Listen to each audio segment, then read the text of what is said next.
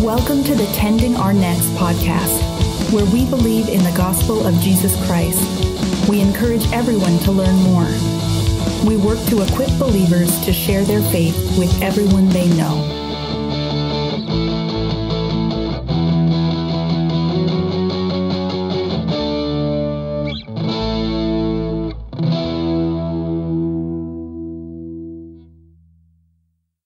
Welcome to the Tending Our Nets podcast. My name is Joshua Sherman, and I am your host here.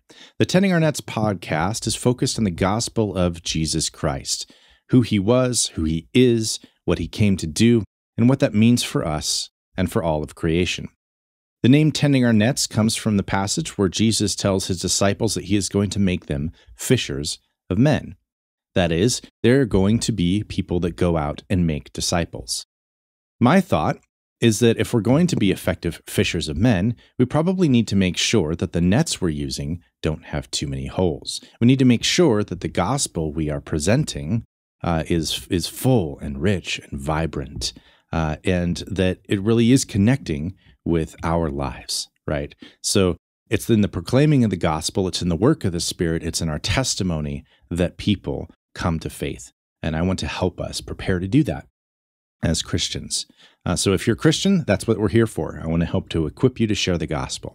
If you're not a Christian, I'm hoping that you will learn more about the gospel of Jesus Christ, that you will learn more about what Christians believe or maybe should believe, and that can help you really interact with people in your life that are Christians, maybe even kind of help them live it out a little bit better, because sometimes we're really not very good at that. And I want you to know that we do see that and we want to do better.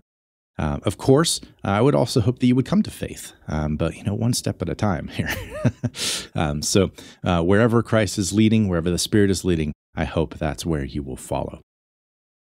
What I'm going to be doing here in the Tending Our Nets podcast is presenting 5 to 7 minute episodes where we look at a different facet of the gospel, explore it a little bit, and then give you resources to follow that up if you want to dig a little bit deeper. My thought is that most people aren't going to be spending time reading long books, listening to tons of podcasts that focus on the gospel, the Bible, and theology. But there are a lot of really important things that we can learn in doing that. So I want to distill that down, give you some of the highlights, and then give you the resources to go to the experts to look at this. So I have a bachelor's in Christian theology and minor in philosophy. That means that I'm very familiar with all of this stuff, but I'm not the expert. So I do want to point you to the people that are doing the research or the writing or that have done those things in the past to really kind of bring out different facets of the gospel for you. I think about a teaser, let's say an example of the kinds of things we might look at here. So think about the Romans Road approach to the gospel. If you're a Christian, you're probably very familiar with this. It's essentially going through a few verses in Romans to try to lay out the gospel in a very efficient way. So you think about trying to present the gospel to somebody on the street. You want to tell them the good news about Jesus. How do you do it? The Romans Road is an attempt to do that. And I want to ask, for Christians, is there something big that's missing from the Romans Road presentation of the gospel? And I would say that there is, right? Because if you go back and you look at the different verses and what they lay out and kind of what they teach, you'll notice something really big is missing.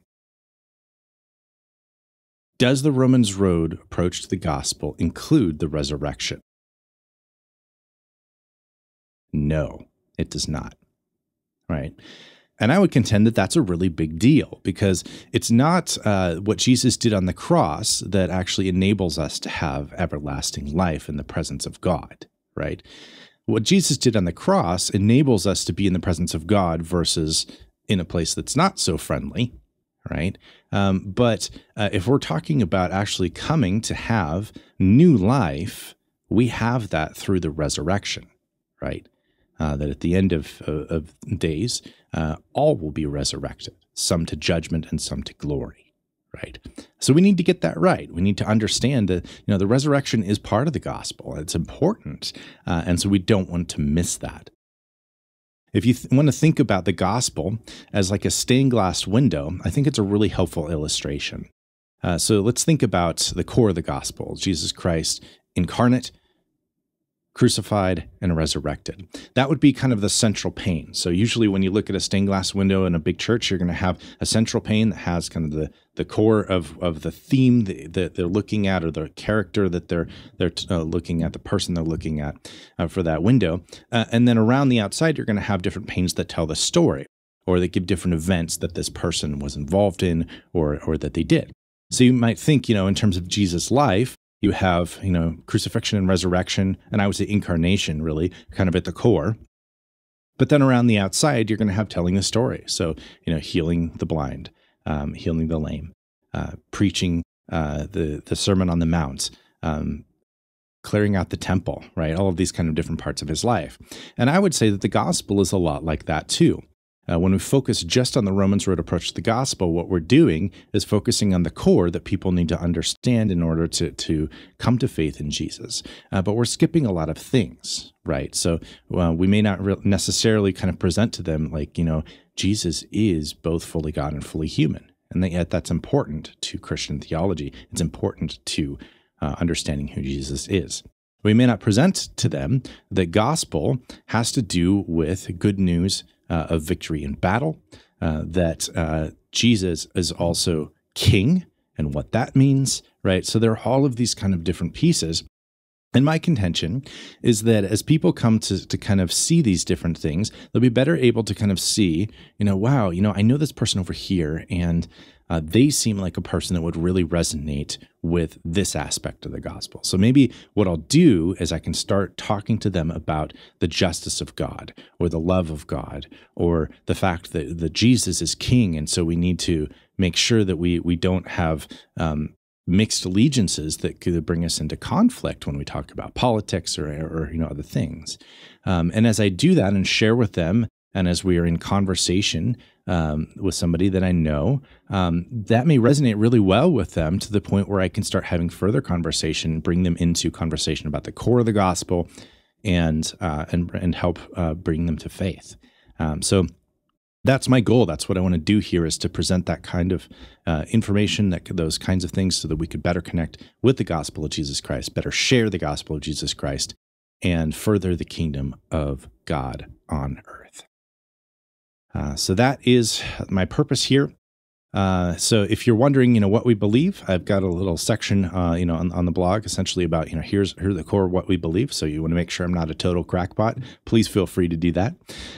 Please, like and subscribe, and all of those different things, depending on which platform you're on. So we're on podcast and YouTube and on Facebook and Twitter and Instagram and all of that. So please do those things. And I will see you next week. God bless. You've been listening to the Tending Our Nets podcast. If you like what you hear, check us out at the Raven Creek Social Club and by searching for us on social media via Tending Our Nets. Raise us up to bear your